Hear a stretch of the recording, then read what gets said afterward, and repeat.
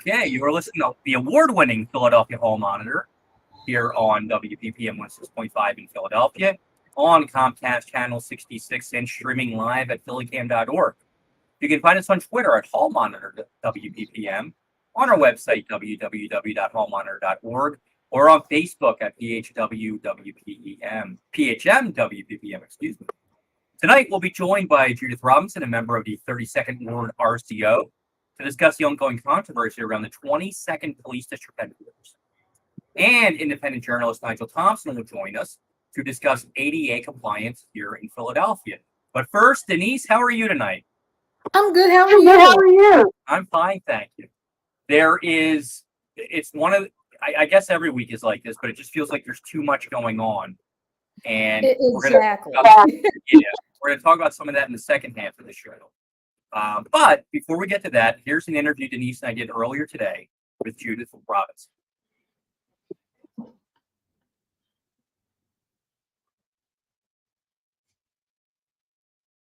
All right. Well, thank you so much for joining us. Thank you for the opportunity. So before we get into the topic at hand here, can you tell us a little bit about yourself and your background? Yes, I am Judith Robinson. I am a North Philadelphia homeowner. I am a real estate broker of many years. Most recently, I was the representative for the 32nd Ward RCO about a decade. So I'm a representative emeritus. And I'm a grandmother, an activist, and a great citizen of Philadelphia. Also, friends of the Henry Oswald Tanner House, founding member. And so one of the issues we have that you're here to talk about is the 22nd Police District headquarters. So tell us a little bit about the issue and what the need is. Okay, well, I believe most of the citizens in the 22nd Police District would say we need some improvements to our 22nd Police District, which is located at 17th and Montgomery. I'm going to say it's probably over 50, well, for sure, over 50 years old. Although it's one of the newer buildings in our community, we all agree that there needs to be something done to upgrade that police station. However, because we never had a community meeting, we don't know if the best case would be for it to remain in its location at 17th and Montgomery, or would we propose for it to be relocated somewhere else? And where is the 22nd district? It's located at 17th and Montgomery Avenue. Okay. And so what is the usual procedure for when the city wants to build a new police station or any new building? What usually happens and what is that timeline like? Well, the process is usually for any planning or development to go through the registered community organization to present the development. So there's a process where it would go to license and inspection. It would be some kind of a refusal if it needed a variance to be built. Even if it's by right, there may be some notification for some aspect of the development where it would come through a notification process through the City of Philadelphia's Planning Commission and then through to the RCOs. This process came through the Philadelphia Historic Commission because it's being proposed to be on our Diamond Street Historic Corridor. And that triggers a meeting with the Historic Commission. When that happened in 2021, my neighbors, Temple students, people from far and wide apparently got on a call and stayed for about 6 hours. And the decision was not to accept a municipal building on a historic corridor. This past May, that decision was reversed. Very strange situation, but it was reversed. Diamond Street has been a historic corridor since 1986. So this is very strange that this happened. It was very unusual. The head of the commission was absent. So it was a little strange situation. So because it's being proposed on our historic corridor, and we would like to keep our historic corridor because there's so much history there, we have appealed that decision that was made May the 12th by the Historic Commission. Now, why was this overturned? Why did this come back? Do you have any idea? I really don't, except what was unusual this time is that the actual president of City Council, Darrell Clark, came to the meeting of the Historic Commission and made testimony. That was very strange. The head of the Historic Commission, who usually runs the meeting, Bob Thomas, was absent. And still, I have to go back and do a little more research to even really see how each member voted. It was a very strange occurrence. So in your experiences as an RCO leader working in real estate, can you recall any situation like this? Absolutely not. A $32 million building is being proposed using taxpayers' dollars. This is the most unusual process I've ever seen for a public building. We have not had one documentable community meeting before the decision at the Historic Commission, except the one that we convened as a community.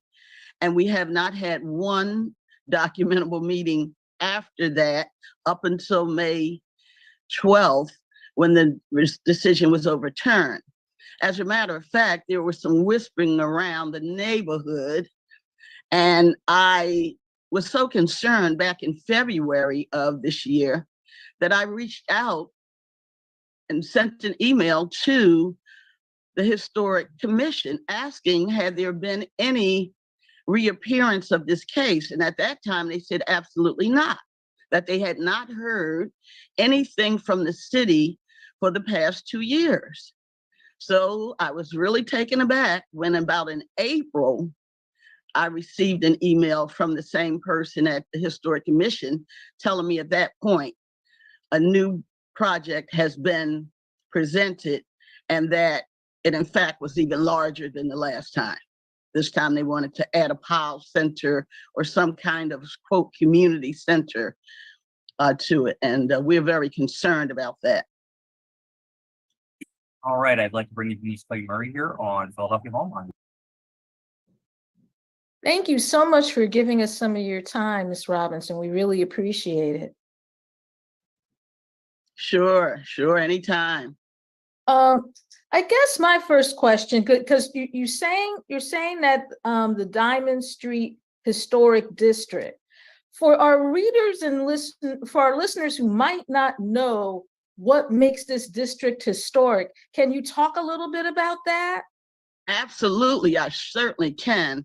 Denise and Larry, I am also a tour guide, and I'm a docent at the Historic Church of the Advocate. So from Broad Street to Van Pelt Street, we have some of what would quote the best example of Victorian architecture, rivaling even Rittenhouse Square.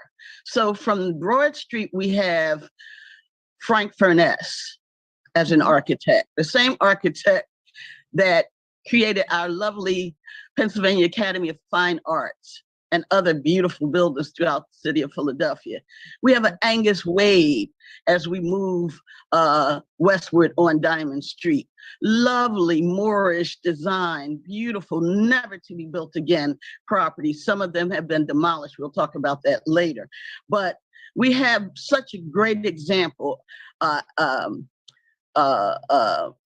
So many, Willis Hale, Macmillan, all of these builders and architects created what beauty and historic properties we have on Diamond Street.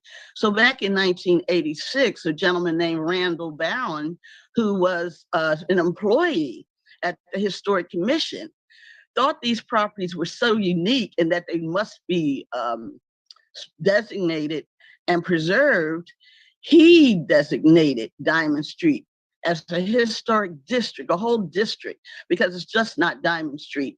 There's all these properties in this area where I live that are historic and never to be built again. You can tell by the elements of the materials that was used that they were built for upper income folk, but we also could show where the employees live. This neighborhood was one of the best examples of where such a mesh of humanity lived, when workers and managers and then even the owners of the business with their mansions all lived in the same vicinity. So it wasn't this disconnect that we have now, and we want to make sure that we preserve this because it's unique in that regard and never to be built again. So that's the big deal about historic Diamond Street District history. Okay, now you also mentioned that some of the buildings have been demolished. Usually to demolish a building in a historic district, you practically have to stand on your head and tap dance while standing on your head in order to do that. So how did these buildings get demolished? Well, I would refer you all, because I like to do documentation, to Rachel A. Hildebrand. She was a doctorate student in 2012, and she did a report. Her doctoral dissertation was called Demolition by Neglect, Where Are We Now? And Diamond Street got a whole chapter in her dissertation. And what she stated, and what from the interviews of people who were in position to know, is that the Section 106, you're absolutely right, Denise, should have been kicked in. It's a federal law that says before any properties are demolished in a historic district, it must go through a review process. That was not done. Okay, according to Ms. Hildebrand's work. We were supposed to also have coordination with the Historic Commission. Obviously, that was not done. I'll send you all a copy of it because she talks about the conflict when all of these agencies are not on the same page. So we lost as a community. She says 88 properties were demolished on Diamond Street. That being said, we, along with Advocate Community Development Corporation, of which I was on the board, were able to salvage and rehab a substantial amount of properties that remained. So what we have now is, as a result of the demolition, but we also are so happy about the benefits of having this corridor be historic, because any developer who comes back and replaces a house on Diamond Street has to at least have the facade of what was there. And although it's not a replica of what the actual house, the materials are totally different, etc. We're just happy to be able to proclaim that this is what was, because we have a few of them left. So we can at least tell the story of what was there. We're just delighted to keep this historic corridor. We just found out recently a world famous artist, besides Henry Tanner on the other end of Diamond Street, lived at 20th and Diamond Street, Paul F. Keene, world famous artist. If you look at his work, it's also in the Philadelphia Art Museum and in locations around the world. One of his 3 properties that his family owned, they were Keene and Funeral Parlor. His parents were both morticians, and there were 3 properties that they had their business in and they lived in. One of those properties, as recently as 2018, was demolished because of this conflict. Even being on a historic corridor, even with what we have gone through over all these years with demolition, a property as recently as 2018 was demolished of a world famous artist, African American, by the way. Now, the district that you live in, it's near Temple University, and over the years, there have been lots and lots of building projects that the neighborhood has not wanted, most notably the stadium that Temple wants to build for the football team. Now, last night I sat in on the 76th place meeting that they had, the community meeting. And, you know, folks are fighting against that. As someone who has kind of been in the trenches with, you know, people wanting to put sports entertainment related development that the community has made it obvious it does not want, what advice would you give the folks that are trying to keep 76th place from happening?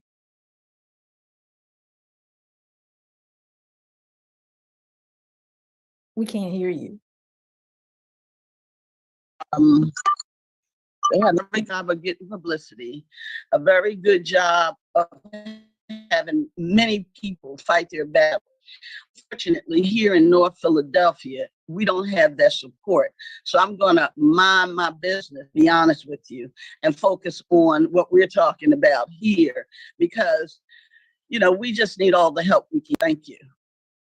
Okay. Now, in terms of the police station, where they want to put it, and they say that, you know, they want to put a PAL recreation center there and different things. When I read the Philadelphia Inquirer story on this, there was a woman that was quoted that said that basically, you know, Diamond Street has lost its historic, you know, designation over the years, and that this police station is needed.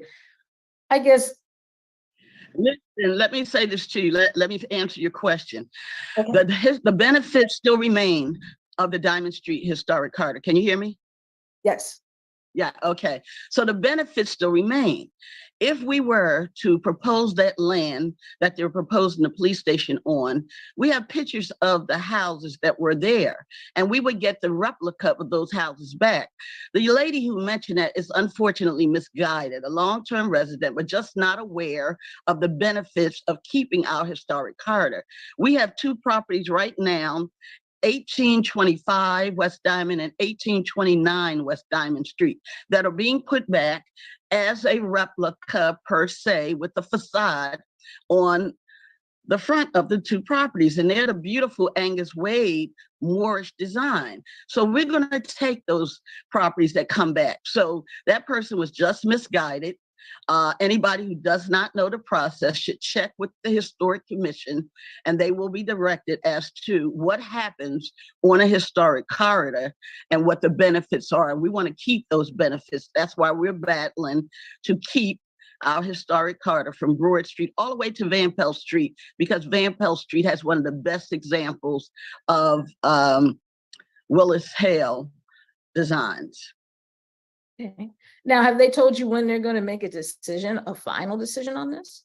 Well, it's under appeal. And from what I understand, this very, I won't call it obscure, it's the Bureau of License and Inspection Review, Board of the License and Inspection Review. Very rare. When I went to appeal the process, they had to call in a supervisor, because probably doesn't happen very often. You know, you got to think about this. Someone to go up against government, and that's what we're doing, is going up against government, people we put in office to represent us that are not listening to us.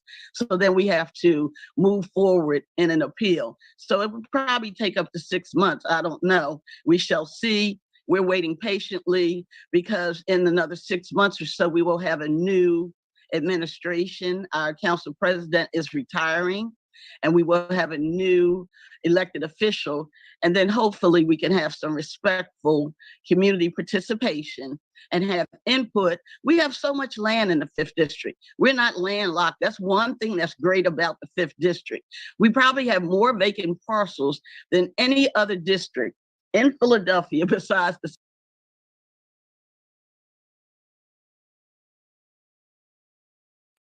You cut out again there.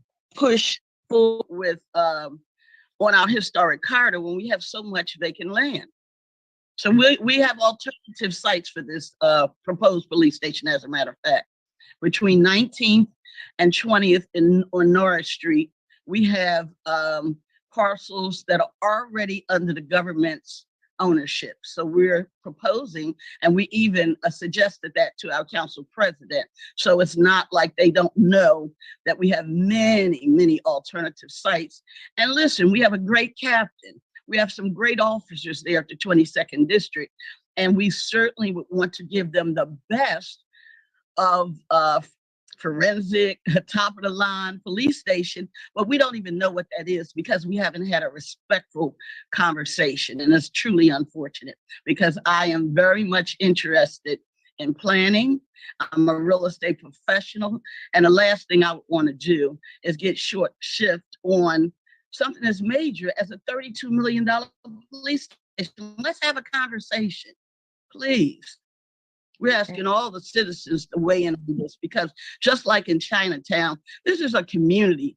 This is a citywide a situation where tax dollars are being used, your tax dollars. So it's not just a North Philadelphia occurrence. It's your tax dollars at work. And I'm sure you want to know.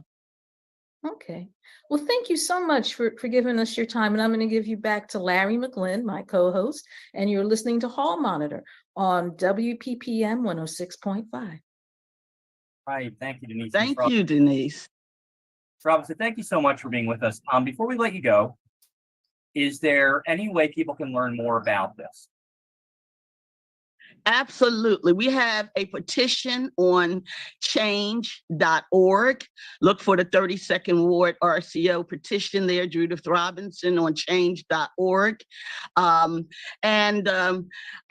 am available to answer any questions. I'm going to even give a direct number, 215-235-6517. Again, that's 215-235-6517.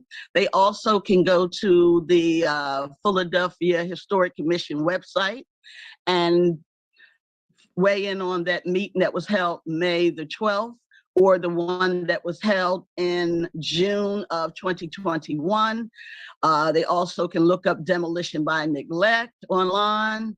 So all this information is readily available, and then any questions that I can answer directly, I'll be more than happy to. Thank you so much for the opportunity. Right. Thank you so much. All right. We would like to thank Judith Robinson for joining us on the show.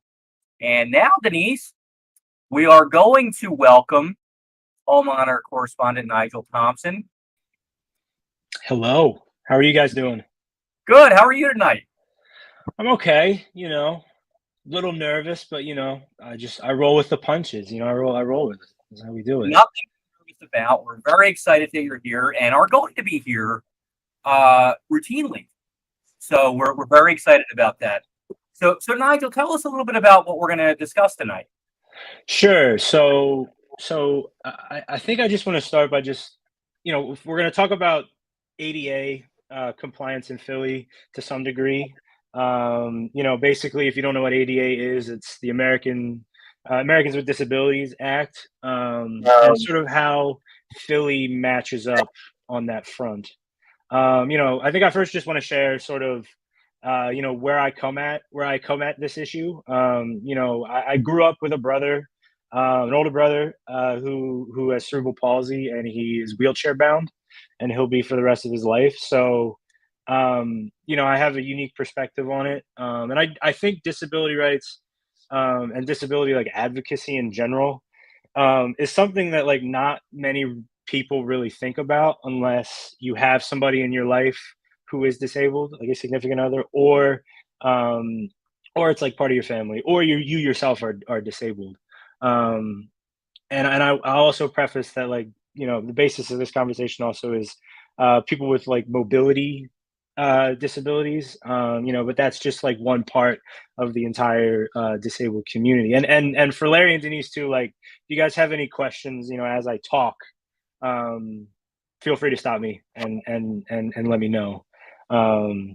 Should I just start? Should I just go? Yes, please. For sure. So I wanted to start just by sort of giving an intro to the ADA. Again, it's the Americans with Disabilities Act. and how I've heard it explained, and how I think it's best explained is it's pretty much the Civil Rights Act of 1964, but for disabled Americans. And it was signed by George Bush Sr. in 1990, and it was expanded via an amendment by George W. Bush in 2008. And basically, what does it do? It protects against discrimination of any kind against disabled individuals in places in like their workplace.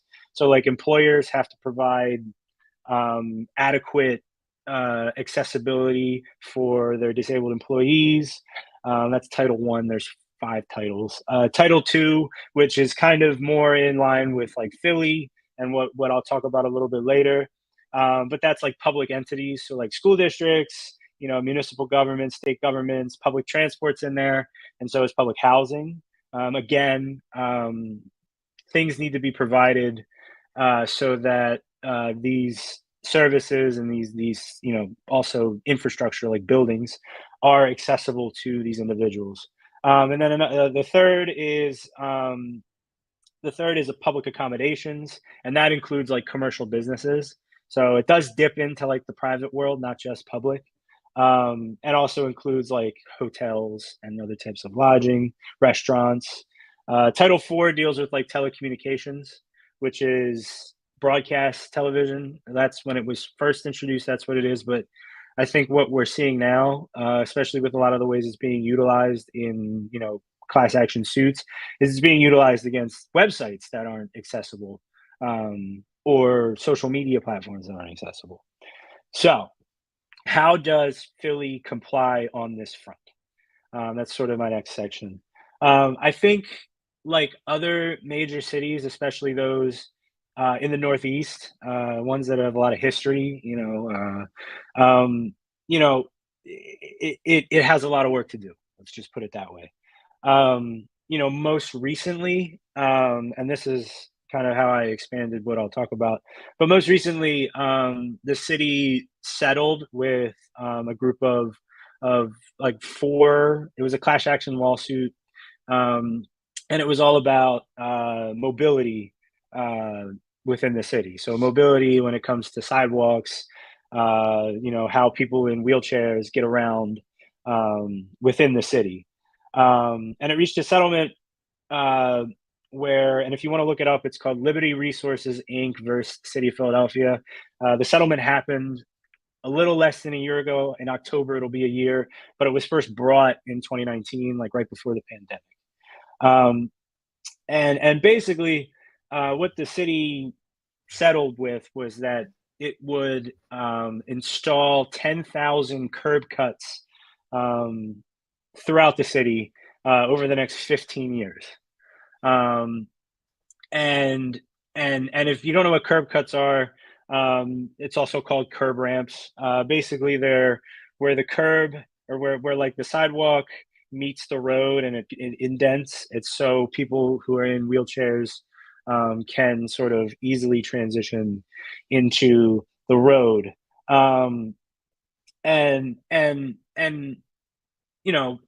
With a city in a city where there's a lot of old infrastructure, old streets, a lot of history, that issue has been one that I think has plagued the city for a very long time. In addition to agreeing to repair 10,000 curb cuts over the next 15 years, 3 years after starting, the city, residents will be able to put 311 requests in to install cuts on certain blocks. So that's like a progress, and there will be annual status reports. So every year, next 15 years, the city should produce a report on how many curb cuts it has installed. And I know initially after the settlement was made, the city had a lot of initial plans. But I'll be more curious to see what it looks like beyond, when that first report comes out. Let's see what else. I feel like these are very expensive to do, these curb cuts. Yeah. Now when we talk about paving in the city, which is Mhm. one of the, if you're a council member, the number one complaint you get is about streets, right? Yeah. Paving, and holes and potholes and all that. And what we've been told is that 70% of the paving budget in the city is for ADA compliance, federally mandated ADA compliance. And that's why only about 31 miles of road get paved every year, because there's, I've never understood the like how that all factors out. And maybe one day we'll have somebody come on and tell us about it. But it is a big process, just like you were saying, very big process.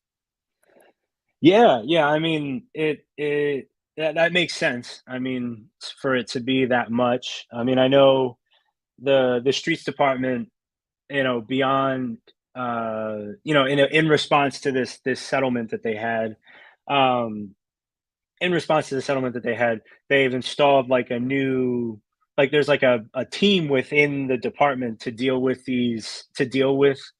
potholes and things like ADA compliance more like streamlined. So they're not like outsourcing it as much, I guess. That's from what I read. Um, um, yeah, I mean, and I'm trying to think what else. So I mean, budgetary stuff there. Um, but I think like more perspective is like, what is the city's like history before that with this? And I think it is like a question of like, how committed is the city to it? Just because I mean, in reading, I mean, in '93, the city was kind of in '93, like 3 years after the ADA was like first enacted, the city was sued for the same curb cut like problem, by another group of disabled residents. Um, and basically, it was like the first test, and Philly wasn't the only one. It was like Baltimore, and a bunch of others, and they were all ordered to, yes, if you're repaving, you need to put curb cuts in. But the consensus from that one, and there's the consensus from that one is that they didn't really follow through on that one. 21 years after that settlement happened in 2014, they did like a report on it, and the city had like 72,000 curb cuts that needed to be like repaired, or added, which was estimated by some, um, um, to take like more than 100 years to do, which I think is crazy. Um, so yeah, I mean, it'll be curious to see like what the city continues to do on this issue. I should also say that that's like not the only part of this like settlement that happened. I mean, it's the only one that like the judges enforced, the curb cuts specifically, but the settlement also included like uneven sidewalks, illegally parked cars that were like in curb cut areas. So like cars were blocking people being able to get certain places. I see Um, every day, yeah, every day in yeah, Philadelphia. Cars parked in front of curb cuts, cars literally parked on the sidewalk, hmm yeah. so that even if you have to go around the car. I mean, it's ridiculous how these things are allowed to happen. Yeah, yeah. I mean, and I mean, for me, I think the big thing that sticks out for me is definitely the sidewalk quality. You know, because I mean, I would say just every time, if listeners or if you guys want to like, get perspective on it, like when you go out for walks, like just pay attention to what the sidewalk looks like. Pay attention to like the divides in it. Pay attention to like if you're stepping off, if you have to step off a curb and there's not like a cut. Is there bumps? If you're walking, is it like uneven? Because these are things that like people in wheelchairs with mobility issues, it's like an obstacle course, and it's like, they're just trying to go to the store, and it's like and I think there's still a lot of work that needs to be done there. And the part that's not the part that's being enforced even in this sort of settlement. Which I'll be curious to see like advocates. I know advocates want to keep pushing on that, and it's like a slow battle, especially with the city. But but yeah, it's a work in progress, and that's probably putting it lightly. Now, there's 10,000 curb cuts. Is there any indication how close that gets us to like full compliance or being able to take care of like every street that's needed in the city? I don't. When I was reading, I don't know. I mean, I know it's the number that was cited. I mean, I can only hope that is what happened. I mean, I do think another thing to point out about this is like where, I mean, obviously as they start to do this work, where this is being concentrated, right? Because obviously, like, they're going to fix Center City, they're going to fix Center City, they're going to fix parts where there's a little more wealth. But in my research, and preparing for this, the place where there's the most disabled population is actually in the lower northeast. So it's Kensington, it's Fairhill, it's Harrogate, and when I say that, I don't mean like that's where that everybody there is in a wheelchair. That's not true. I mean, like I said, disability is a lot, but I mean, you have to assume at least some people are in wheelchairs. And you think about out there where illegal dumping is a massive problem. You have the opioid crisis, which you have a very large unhoused population that also blocks. Those are all things that affect people's mobility.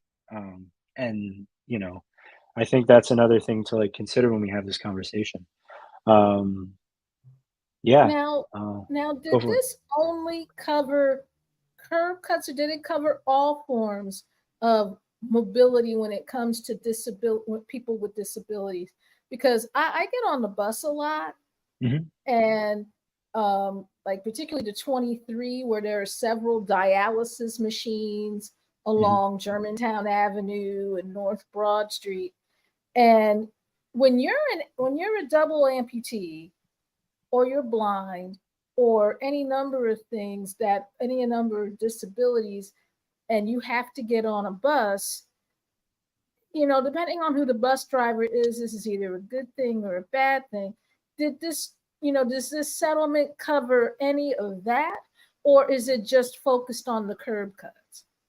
I mean, this settlement specifically focused on like mobility. So yes, I mean, basically it was settled last year, but it had to be like, in order to be enforced, like a judge had to like enforce the settlement, which actually gives it more power to be enforced. But all he focused on was the curb cuts. The judge separated like the sidewalk, separated like everything else I just mentioned about like the uneven sidewalks. Like that's not part of like what they're fixing. They're focused solely on curb cuts.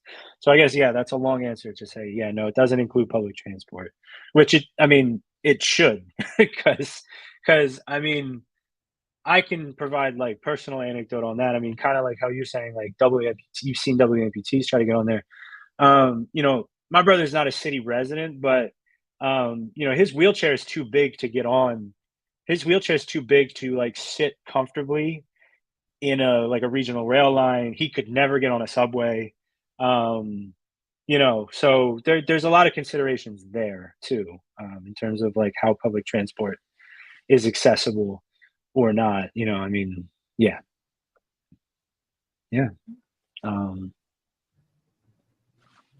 Anything else I should touch? Well, it's ironic that you're talking about curb cuts, because I'm one of the few people in the city of Philadelphia that liked the show Parking Wars. Mhm. And they show reruns of it on various cable channels. And I was watching this morning as one of the PPA officers was giving someone a ticket for blocking a curb cut. Mhm. So, that's when I heard curb cuts, that's immediately where my mind went. And I'm like, wow, this is still a problem. Yeah. Well, and I do know that in like last year around the time, like one of the people engaged were like PPA about like, hey, you guys play a role in this too. And they said like they mentioned like staffing problems could be like an issue for like why people who are illegally parked aren't punished as much. Um, which, I think they mentioned like, oh, well, hopefully we'll fix those staffing problems. But I think the other thing, like, also, like, when it comes to like the uneven sidewalks, is like the city deals with that like the same way it deals with like trash, which is like it's it's the property owner's problem, you know. And so like you can put a 311 request in to like get a sidewalk fixed or leveled, um, but that doesn't necessarily mean it's going to happen. And I don't know necessarily what the punishments are if that doesn't get fixed. So yeah, I mean that's just another consideration when it comes to this like wider issue of like accessibility in the city. Yeah, yeah. All right. Well, Nigel, thank you so much for walking us through that. And there's going to be a lot more to talk about with that in the future, For sure. especially during the election year, I think. For sure. So there's a lot to talk about. So hang out here with us, Nigel, because we're going to move on to something I'm really interested in hearing about from Denise. And that was yesterday, Denise, you attended one of the online 76ers stadium presentations. So can you tell us a little bit about what you took away from it? Well, I took a couple of things away. One, the Sixers really want this stadium. I mean, they want it badly. They want it so badly. They want to help the Fashion District Mall get on its feet. They want it so badly. They want to put affordable housing in, although no one tells you exactly what that means.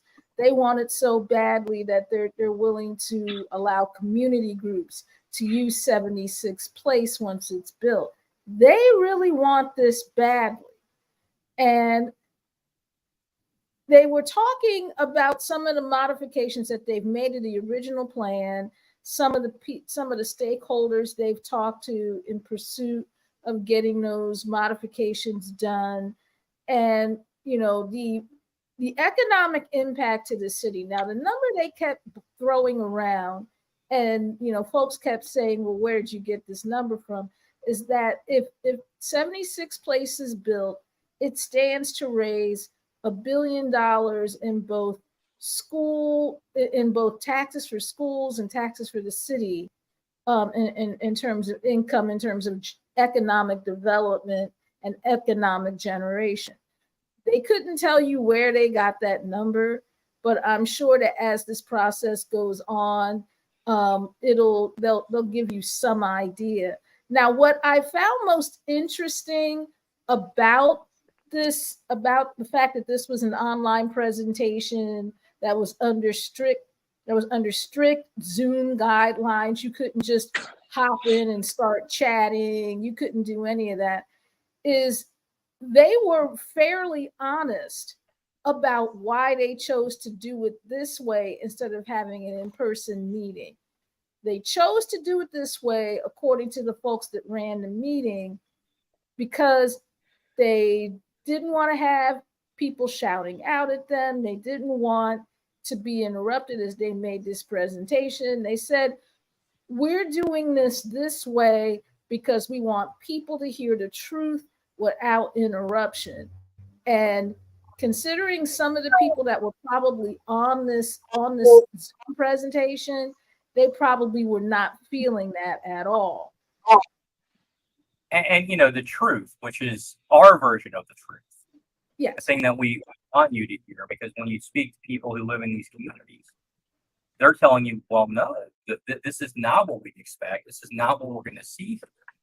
And, on one hand, you say, okay, they did the event, fine. They talk to people, they're doing what they should be doing. But when you're limiting who can ask questions, who can speak, who can raise concerns, it's a serious issue. Well, to their credit, they didn't limit who could ask questions. They limited how you could ask questions. Yeah. Like if you and I are having a Zoom meeting, we can say, hey, wait a minute, I have a question, excuse me. They didn't allow for that. You had to write your questions down in a Q&A section. And they took the questions that way. And many of the questions were really good. Like if you're a fan of City Winery, like I am, that's where I sometimes go for shows. They're talking about maintaining that. If you're a fan of the AMC movie theater, they're trying to figure out how to maintain that. But even in terms of the retail, that they're talking about helping with by keeping, because they're going to take a third of the mall if the plan is approved. What they're talking about in terms of retail for the other 2/3, I don't know how many of the stores that are currently there actually fit that definition. Primark probably stays because it's popular. Burlington Coat Factory probably stays because it's popular. But some of the more quirky stores that are in the mall, and particularly the section downstairs in the mall, where if you're an incubator business, the Enterprise Center would give you a space in the mall to sell things.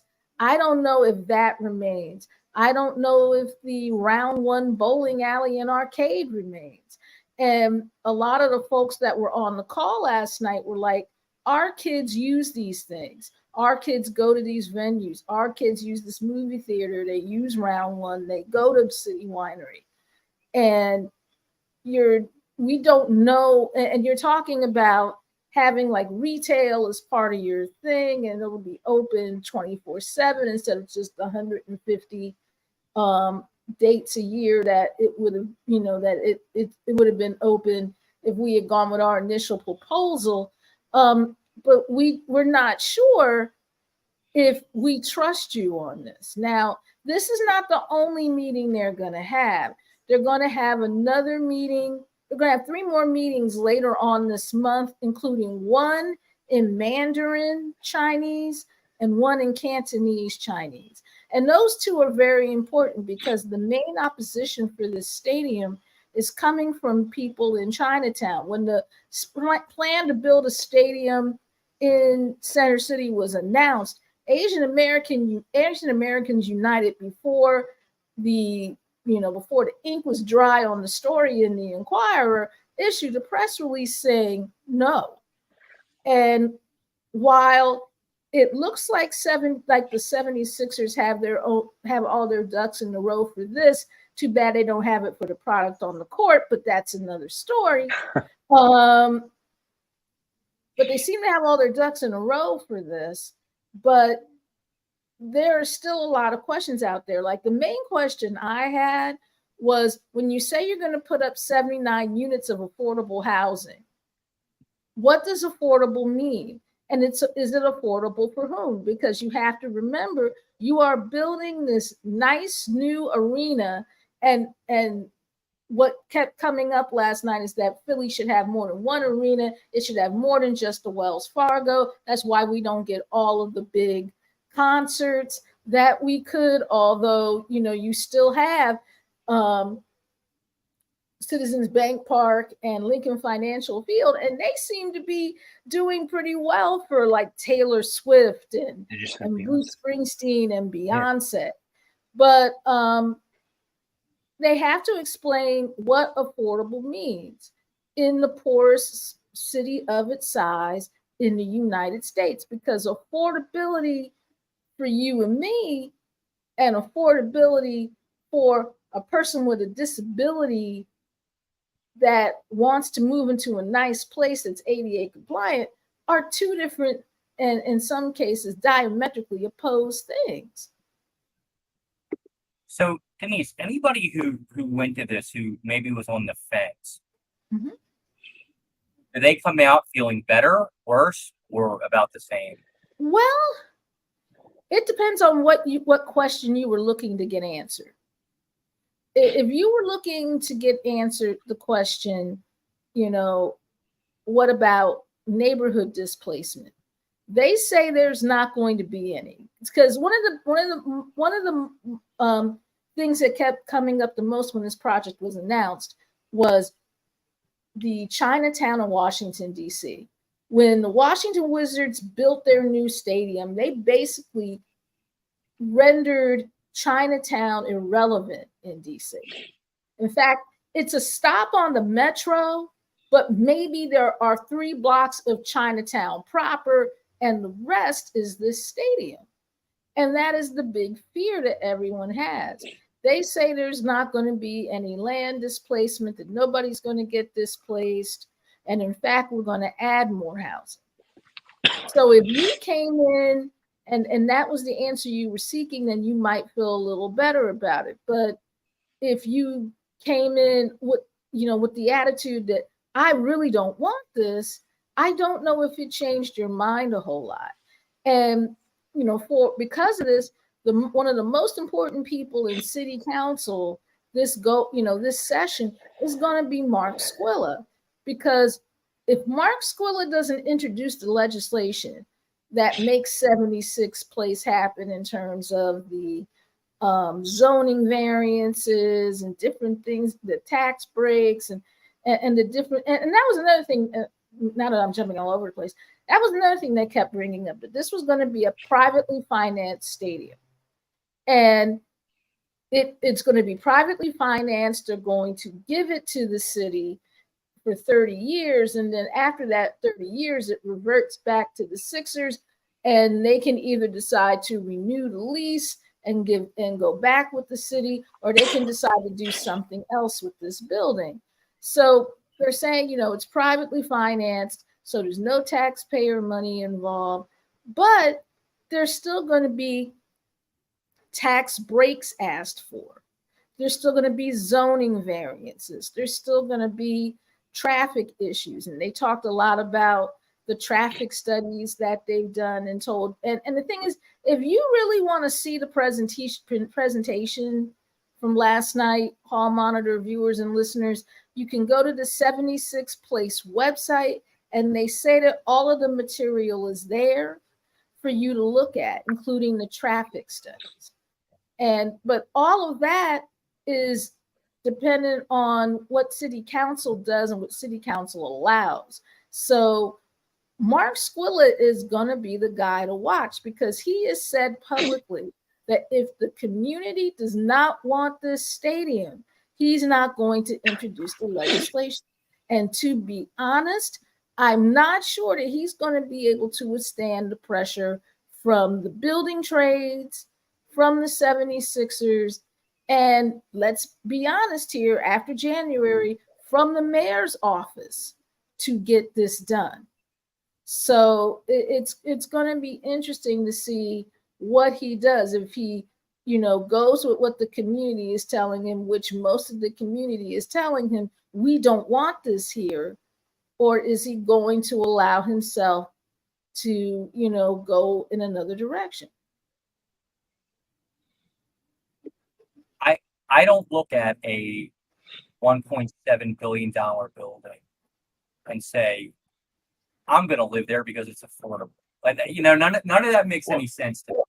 I mean, the thing that always gets me about the affordability is like the median. Is it still based on like the median income of the city, which I think is just flawed in general, because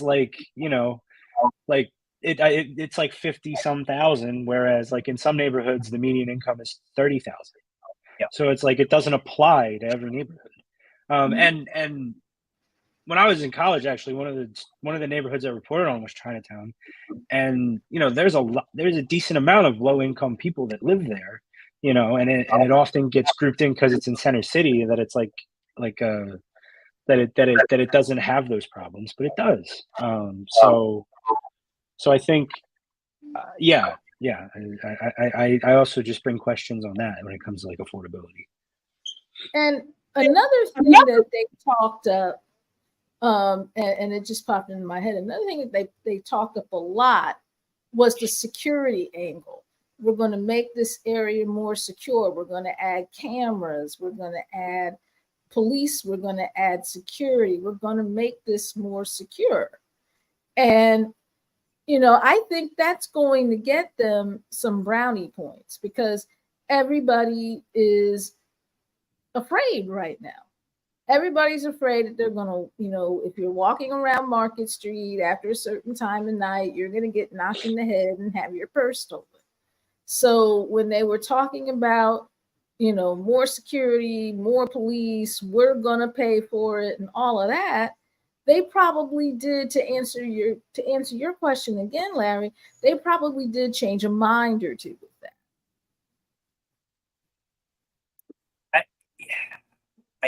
To me, it seems you're inviting significantly more traffic. I mean, you can tell me all you want that people are going to ride public transportation. No, they're not. They're not going to do that. People from the suburbs are not getting on SEPTA to come to Center City. It's not going to happen. And I think when you say, okay, it's going to be safer, well, not when you're going to have 20,000 extra people moseying in and out of there 40 nights. And that's 40 nights at least. You're not talking to playoffs. You're not talking other events they may or may not have there. Safety angle, I don't know. I mean, whenever I keep hearing different selling points for this, I keep thinking, I don't know about that. That just doesn't sound right to me. And that's kind of where it's been the entire time. I don't know. Maybe I might be wrong. I could be wrong about the whole thing, but it's a strange situation, I think. Well, to be honest, I don't know how much of this they've actually discussed with SEPTA. And the reason I say that is because when I come to events in the city and I want to go home to Wilmington, Delaware, where I live, the last train that leaves from usually for me, it's either Jefferson Station, which is near Market East, or Suburban Station, which is down the street from City Hall. The last train that leaves from either of those stations leaves at 10:30. And the closest I can get to home after that is Marcus Hook. And if you've ever been to the Marcus Hook station on the SEPTA Regional Rail, you don't want to be there after a certain time of night because you will get mugged and possibly thrown on the train tracks. So I'm not sure how much of a discussion they had with SEPTA about this, because SEPTA is already crying the poor mouth about bus routes and other things. So the word death spiral has been mentioned in regards to SEPTA by SEPTA. Yes. Right. You're already saying, SEPTA's already saying, we don't have the money to do little stuff like give you a key card that works. So, are you really going to entrust your fan base to this group of people? Now, Patco, if you're coming in from the part of Jersey that's near Patco, you might be okay, because Patco is 24-hour. It's really nice. It's really clean. They have their stuff together. I used to ride Patco all the time when I lived in Jersey. I loved it. And, if you were just riding Patco, that would be great. But Wilmington doesn't have Patco. Chester County doesn't have Patco. Montgomery County doesn't have Patco. All of that is relying on SEPTA. And considering the fact that SEPTA has already told you that they're broke, I don't know how successful this is going to be from an everybody is going to get on mass transit standpoint. Well, Denise, thank you for watching that and sitting through that. It's even if it's the project started tomorrow, it would still be 6.5 years before it was completed. That's the current estimate. It's probably going to take longer. It's probably going to cost more than people think, and who knows what that really means. Nigel, we want to thank you for being here with us. You'll be back on in a couple weeks. We'd like to Thanks thank for you. having me. Absolutely. Next week on the show, Lance Haver will be back with us. Vanessa Maria Graber will be here, and Councilmember Mike Driscoll will be on the show. So we will see you next week on Hall Monitor.